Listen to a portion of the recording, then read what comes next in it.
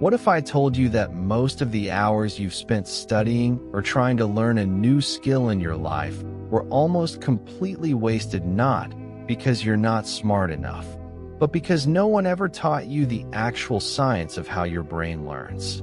We go through years of formal education, yet we are never given the user manual for the most powerful tool we own, our mind. We highlight, we reread, we cram the night before an exam, and we tell ourselves that if we just push harder, we'll retain more. But cognitive science has proven, again and again, that these popular study habits are among the least effective ways to learn. The feeling of familiarity tricks your brain into thinking you know something, when in reality you can't recall it without the book in front of you. Today, I'm going to hand you that missing manual. I'll show you 3 research-backed, counterintuitive strategies that will completely change the way you approach learning, whether you're a student, a professional, or someone who just loves acquiring new skills. These techniques don't require extra hours. They require a different approach, one that works with your brain's natural wiring instead of against it. If you're ready to stop wasting effort and start learning in a way that actually sticks, hit subscribe, ring the bell, and share this video with someone who is tired of studying hard but getting nowhere. Let's rewire the way you learn. The mirror. If you've ever read a chapter 3 times and still failed the test, or you've attended a workshop that made perfect sense in the room only to vanish from your memory a week later, you know exactly how frustrating this feels. You start to wonder if you have a bad memory or if you're just not cut out for learning complex things. You might spend hours with your notes, feeling productive, but when someone asks you to explain the concept out loud, you draw a blank. The panic before exams, the cycle of relearning the same material every semester, the quiet belief that you're a slow learner, these are not reflections of your ability. They are the predictable consequences of using techniques that create an illusion of mastery while leaving your long-term memory largely untouched. Psychologists call this the fluency illusion. When information feels easy to process, your brain mistakes that ease for genuine learning. But real learning, the kind that sticks, is often supposed to feel a little bit difficult. Once you understand that desirable difficulty is a signal that your brain is building stronger connections, everything changes. The roadmap. Here's what we'll cover. First, we'll dive into the core problem, why your current study methods fail you, and what the science says about the difference between recognizing information and actually knowing it. Then I'll give you 3 powerful strategies. The first is active recall, a way to transform passive review into a deep retrieval practice. The second is spaced repetition, which uses the brain's forgetting curve to your advantage. The third is interleaving and variation, a method that feels messy but dramatically improves your ability to apply knowledge in the real world. Every strategy is backed by decades of cognitive psychology research, and I'll explain exactly how to implement them starting today. The root cause, the fluency trap. The central problem is that your brain did not evolve to learn academic subjects or complex skills efficiently. It evolved to survive, and one of its shortcuts is to conserve energy by avoiding deep thinking whenever possible. When you reread a textbook or watch the same tutorial again, the information flows smoothly and feels familiar. Your brain interprets that smoothness as mastery and shuts down further processing. But this is a dangerous misjudgment. A landmark study by Jeffrey Karpik and Henry Roediger demonstrated that students who repeatedly read a passage felt very confident about their knowledge, yet when tested, they could recall very little. Another group who read the passage just once but then spent time trying to retrieve the information from memory without the text in front of them performed dramatically better on tests, even though they felt less confident during practice. The feeling of struggle during retrieval is not a sign that you're failing. It's the very process that cements knowledge in your long-term memory. When you stay in the comfort zone of rereading and highlighting, you are practicing recognition, not recall. Recognition is easy. Recall is what you need in an exam, in a job interview, or in any real-life situation where the book is not open in front of you. Core Solution 1. Active Recall. Close the book and retrieve. The first and most transformative strategy is active recall. The rule is simple. After you learn something, put away the material and force your brain to pull the information out from memory. This act of retrieval strengthens the neural pathways and makes the knowledge more accessible in the future. Think of your memory as a forest. Every time you passively read, you're just looking at a map of the paths. But every time you actively try to recall a piece of information without looking, you are actually walking the path. The more you walk it, the clearer and more permanent it becomes. A practical way to apply this is to turn your study sessions into testing sessions. Instead of reading a chapter and nodding along, close the book, take a blank piece of paper, and write down everything you remember in your own words. Don't worry about perfection.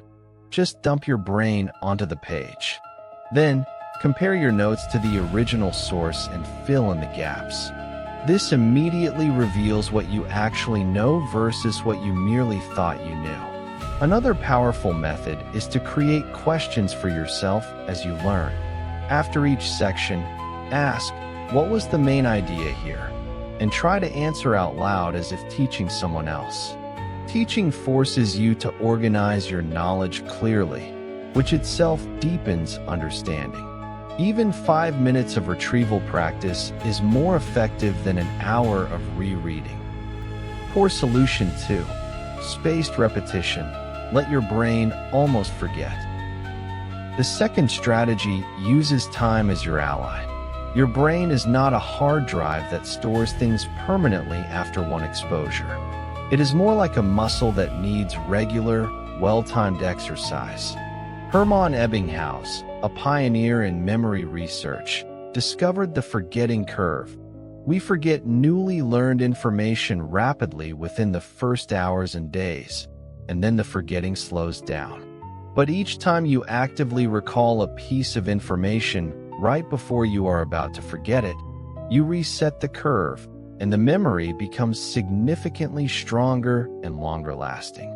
This is the principle of spaced repetition. Instead of cramming all your study into one long session, you space your review sessions over increasing intervals, maybe 1 day later, then 3 days later, then a week, then a month. It sounds simple, but the effect is enormous.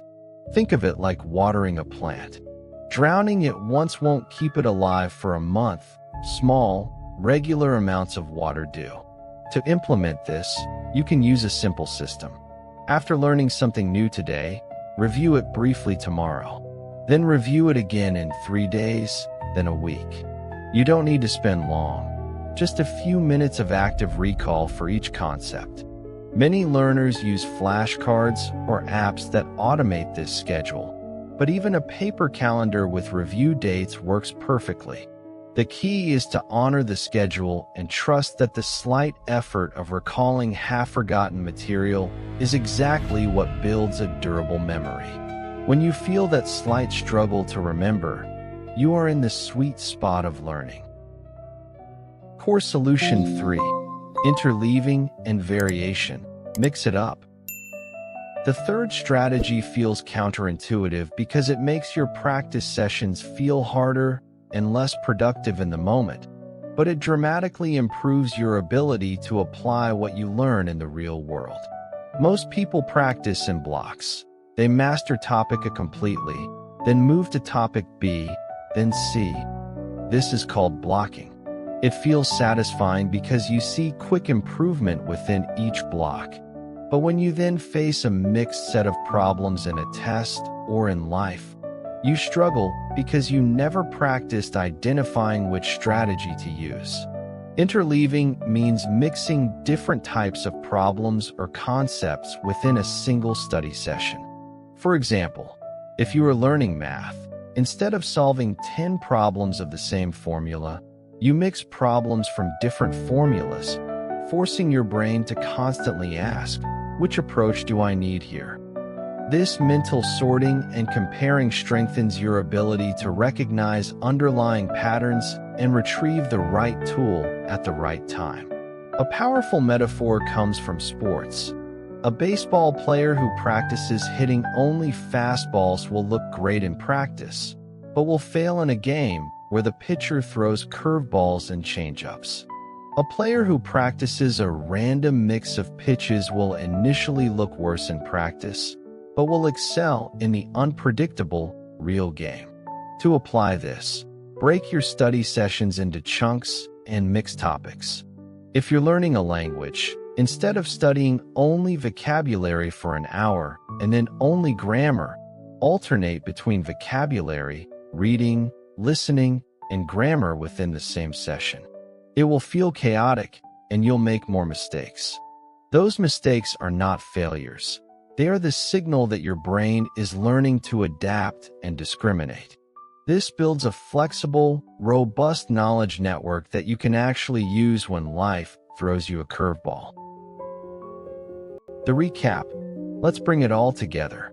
You now know that the traditional ways of learning, rereading, highlighting, cramming, create an illusion of mastery while bypassing the mechanisms that truly build memory. Real learning happens when you embrace desirable difficulty. The 3 strategies you have are active recall, which means closing the book and retrieving from memory, spaced repetition, which means reviewing information at gradually increasing intervals to outsmart the forgetting curve, and interleaving, which means mixing up topics so your brain learns to think flexibly and apply knowledge in any context. These are not tricks for lazy students. They are the fundamental operating principles of your brain, validated by decades of research. The immediate action step.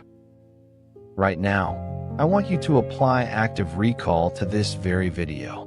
Pause it, take out a piece of paper, and without looking back, write down the 3 main strategies we discussed and a 1-sentence description of each.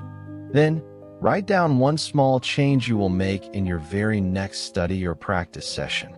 For instance, next time I read a chapter, I will close the book and write a summary before I highlight anything. The simple act of retrieving this information right now will make it far more likely that you actually remember and use it. Don't just consume, construct. You are now equipped with an owner's manual for your most precious asset. The ability to learn is not a fixed talent you are born with. It is a skill you can sharpen with the right tools. Every time you choose to retrieve instead of reread, every time you space your practice, every time you embrace the messiness of mixing things up, you are becoming a more capable, confident learner. If this video changed the way you think about learning, please hit like, subscribe, and ring the bell so you never miss a tool to upgrade your mind. And share this video with a friend, a classmate, or a colleague who needs to hear that their struggle isn't a sign of stupidity. It's a sign they were using the wrong map. Thank you for trusting me with your time, and go build knowledge that lasts.